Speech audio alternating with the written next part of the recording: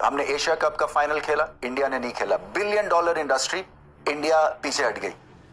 तोड़ फोड़ हुई। उन्होंने अपना चीफ सेलेक्टर फायर किया, सिलेक्शन कमेटी फायर कर दी, उन्होंने कप्तान बदल दिए बिकॉज उनको हजम नहीं हुआ कि पाकिस्तान उनसे आगे कैसे निकल गया। वर्ल्ड हेलो एंड अस्सलाम वालेकुम, कैसे हैं आप लोग। मेरा नाम है जियाद अली और आप देख रहे हैं मेरा यूट्यूब चैनल। दोस्तों, इससे पहले आपने बहुत सारे क्रिकेट बोर्ड्स के चेयरमैन आते हुए भी देखे होंगे, जाते हुए भी देखे होंगे, लेकिन आपने किसी चेयरमैन को इतना रोते हुए और इतनी घटिया हरकतें करते हुए नहीं देखा होगा जितनी आजकल आप पीसीबी के साबिक चेयरमैन रमीज हसन राजा को करते हुए देख रहे हैं।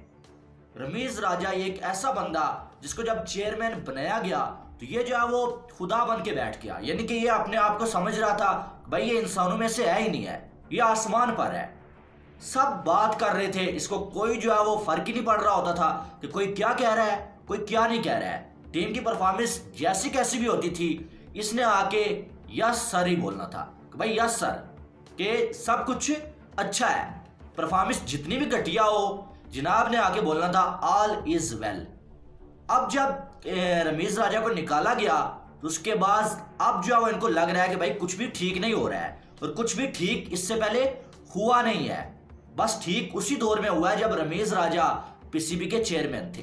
बस ना उससे पहले कभी कुछ ठीक हुआ पाकिस्तानी क्रिकेट में, ना इनके बाद अब कुछ ठीक होने वाला है। तो इसी के हवाले से बात करेंगे। इंडिया के हवाले से एक बड़ी जो वो शर्मनाक किस्म की बात की है मेरे नज़दीक, वो भी आपके साथ शेयर करूंगा। और बात करेंगे कि आखिर रमीज साहब को मसला क्या है कि ये अपने आप को जो है वो डिफेंड करने के लिए ये कभी इंडिया को बीच में ले आते हैं, कभी किसी को बीच में ले आते हैं, कभी किसी को बीच में ले आते हैं, और ज्यादा ये इंडिया को ही बीच में क्यों लाते हैं, इसके हवाले से बात करेंगे। तो वीडियो को लाइक करिएगा, चैनल को सब्सक्राइब करिएगा। तो भाई साहब, रमीज राजा आपको बताया कि जब से इनको निकाला गया है उसके बाद ये हर रोज कभी ना कभी किसी ना किसी चैनल के ऊपर आए होते हैं, या तो यूट्यूब चैनल के ऊपर या टीवी चैनल के ऊपर आए होते हैं, और वहां पर आके ये ऐसी ऐसी बेतुकी सी बातें करते हैं, ऐसे ऐसे इल्जामात लगा रहे होते हैं कि बंदा जो अब सुन के हैरान हो जाता है कि यार ये हुआ कब, ये सब कुछ हुआ कब जो ये कह रहे हैं। दोस्तों, इंसान सफाई तब देता है जब उसको ये लग रहा होता है कि मैंने कुछ गलत किया हुआ है और मैं जो है वो अपने दौर में लोगों को सेटिस्फाई नहीं कर सका हूं। अब रमीज राजा की भी वही हालत है, क्योंकि पूरे पाकिस्तान में लोग ये चाह रहे थे कि यार इस बंदे से जान छूट जाए, बाकी कोई भी आए लेकिन इस बंदे से जान छूट जाए, इसने पाकिस्तानी क्रिकेट की तबाही की हुई है। तो अब जो है वो जब से उनको निकाला गया है तो उनसे हजम नहीं हो रहा है, और वो हर रोज आके मीडिया में कभी कुछ जो बेतुकी सी बात कर देते हैं, कभी कुछ बेतुकी सी बात कर देते हैं। अब जो है वो उन्हें एक टीवी शो में बुलाया गया। पहले तो वो नजम सेठी के हवाले से उन्होंने बात की, भाई ये एक जो है वो पॉलिटिकल मूव थी, तो नजम सेठी को जो है पॉलिटिक्स की वजह से लाया गया, मुझे निकाला गया। हालांकि हकीकत यह है कि ये भी पॉलिटिक्स की वजह से आए थे। जब जो है वो एहसान मानी को हटाया गया था, इनको लाया गया था, तो इमरान खान ने इनको लाया था। जब भी हुकूमत बनती है नहीं तो कोई ना कोई नया जो है वो पीसीबी का चेयरमैन आता ही है, तो ये भी उसी तरह से आए थे।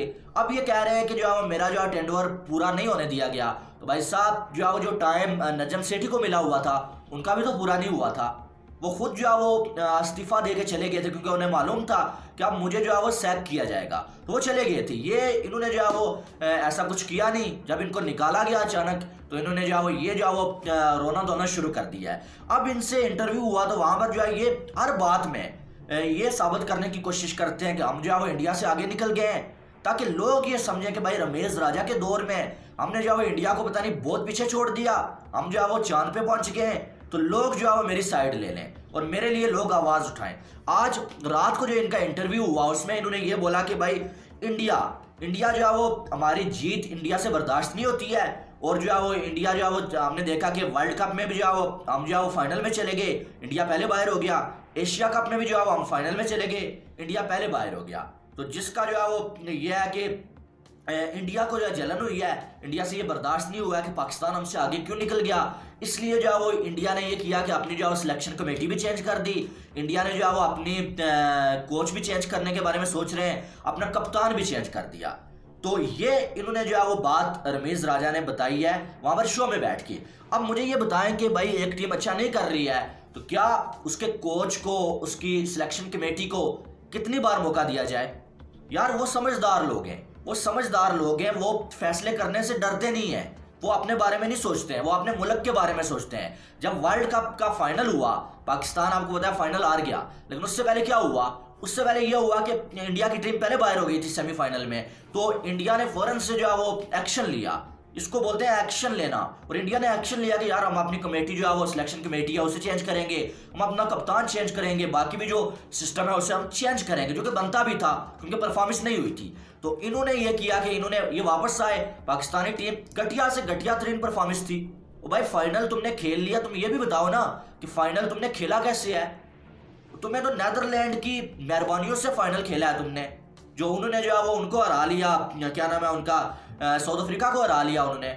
वो अगर साउथ अफ्रीका को ना हराते तुम फाइनल खेल पाते? किसी सूरत में ना खेल पाते। तुम तो दांदियां कर करके दूसरे के कंधे पे रख के तुमने जो तीर मारा है और फाइनल खेला है, और तुम बड़ी बड़ी बातें कर रहे हो। इंडिया ने जो मैच खेले हैं वो तो अच्छे खेले हैं, जो मैच उन्होंने जीते हैं वो तो अच्छे जीते हैं। हम तो जो जीते भी हैं वो भी जो है वो किसी ना किसी जो है वो मेरिकल की वजह से जीते हैं, या एक आध बंदे ने आके जो परफॉर्म कर दिया, बाकी सारी टीम जो है वो नीचे लगी हुई थी। हम तो इस तरह से जीते हैं, हम तो जो है वो मौजजाती तौर के ऊपर जीते हैं और फाइनल खेला हमने। तो तुम्हें शर्म नहीं आई कि तुमने, इन लोगों ने ये किया कि जब पाकिस्तानी टीम वापस आई तो बड़े जो खिलाड़ियों का जो है इस्तकबाल करवाया गया अपने गिने चुने लोगों से। उसके बाद जो है इन्होंने एक डिनर अरेंज किया और डिनर में बुलाया सारे खिलाड़ियों को। वहां पर जो है वो बड़ा जो है वो नाच गाना हुआ, डांस हुआ, खाने पीने सब कुछ हुआ। उसके बाद जो है खिलाड़ियों को अप्रिशिएट किया गया, उनको पैसा बड़ा बड़ा दिया गया और उनको ज़रा ये नहीं समझाया गया, उन्हें ये ज़रा फील भी नहीं होने दिया गया कि यार आपने वर्ल्ड कप में परफॉर्म अच्छा नहीं किया है। बेशक आप जो फाइनल खेल के आए लेकिन आपने परफॉर्म अच्छा नहीं किया, या आप किसी के भरोसे जो फाइनल में पहुंचे हैं। ऐसा चेयरमैन कि जब भी टीम जो घटिया से घटिया तरीन परफॉर्म कर रही होती थी ये आके डिफेंड कर रहा होता था, नहीं जी मेरा बाबर किंग है जी, मेरा रिजवान किंग है जी, इन्होंने हमें ये खुशी दे दी, इन्होंने हमें वो खुशी दे दी। फिर ये कहता है कि भाई इंडिया से हमारी जीत हजम नहीं होती है। भाई उन्होंने अपने फैसले किए, तुम्हें शर्म नहीं आ रही है? उन्होंने अपना फैसला किया, अपनी टीम में चेंजिंग की, अपने मैनेजमेंट में चेंजिंग की। इससे इस बात से क्या ताल्लुक है कि उनसे तुम्हारी जीत हजम नहीं हुई है इसलिए उन्होंने अपनी टीम चेंज कर दी या उन्होंने अपना कप्तान चेंज कर दिया? इनकी बेतुकी सी बात। कोई भी ऐसा तीर होगा गुजरने वाला पास से, वो ये उठाएगा खुद ले लेगा बस, और इसको कोई काम आता नहीं है। और भाई हर बात में इंडिया इंडिया इंडिया, भाई इंडिया से तुम्हारा क्या लेना देना है? वो अपनी क्रिकेट खेल रहे हैं, वो चेंज करें ना करें वो उनकी मर्जी है, तुम्हारा उनसे क्या लेना देना है?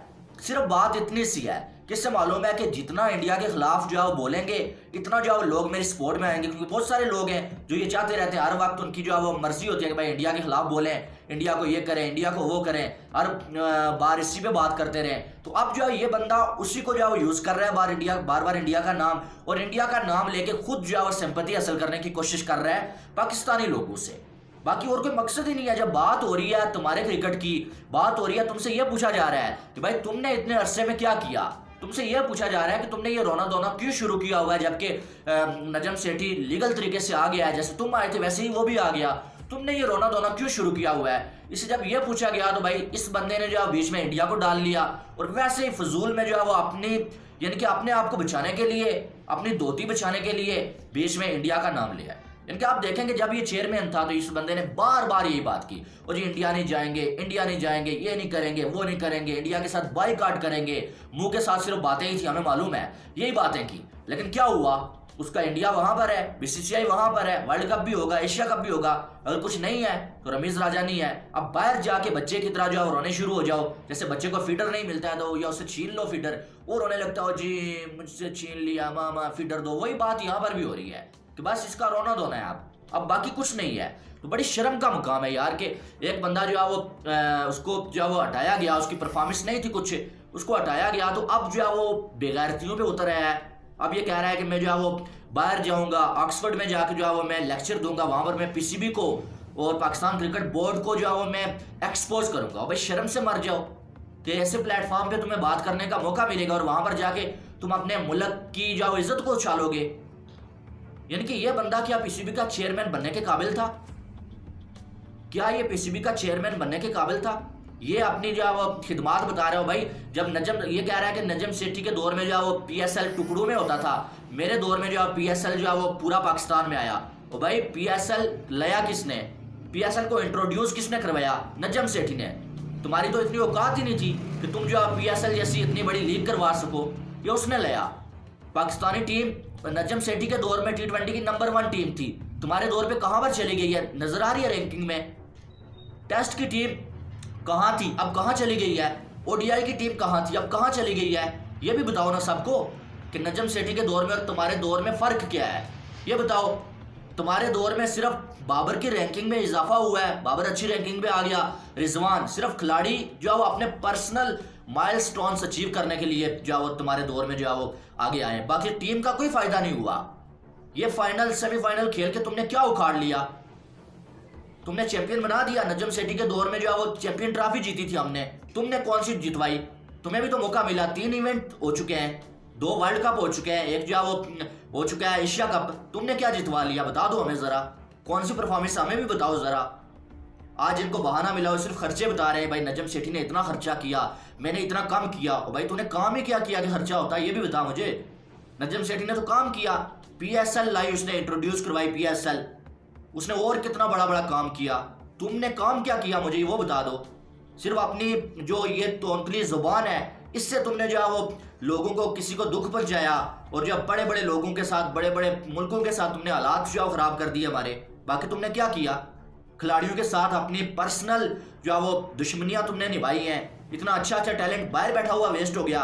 तुम कह रहे हो मैंने जो है काम कर लिया, मैंने काम कर लिया। भाई क्या काम कर लिया? तुमने सिर्फ मुंह से काम किया, सिर्फ मुंह से बातें की। आज देख लो ये तुम्हारी बनाई हुई पिच पे हम भुगत रहे हैं ना।